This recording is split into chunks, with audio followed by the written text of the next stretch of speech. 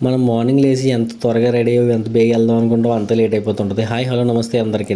ఇవాళ అయితే మార్నింగ్ స్కూల్కి వెళ్ళి బేగ రెడీ అయ్యి బేగ స్టార్ట్ అయ్యాను. అయితే ఎందుకంటే ఇవాళ వర్షాకాలం కదా, దారిలో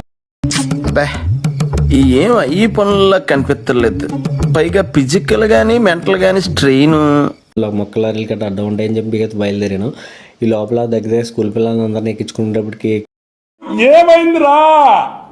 ఎక్కించుకున్నప్పటికి దారి క్లోజ్ అయి ఉంది. మళ్ళీ పైనుంచి 3 కిలోమీటర్లు పైనుంచి రావాల్సి వచ్చింది. పోన్లే కదా గవ్వలు బయలుదేరిపోతుంటేటప్పటికి మా దారిలో మొక్కల లారీలు ఒకటి అర్థం రోడ్డు ఒకటి బాగాలేదు. ఇవాళ అందరినీ పిల్లలు ఎక్కించుకుని గవ్వ బయలుదేరేటప్పటికి ఈ లోపల దారిలో అయితే మళ్ళీ అడ్డం మొక్కలు రట్టలు అడ్డం వచ్చింది. ఏం చేయాలి అర్థం అవ్వలేదు. పక్కన స్కూల్ నేను ఇలా బుక్ అయిపోతాను కల్లో కూడా ఆడుకోలేదు.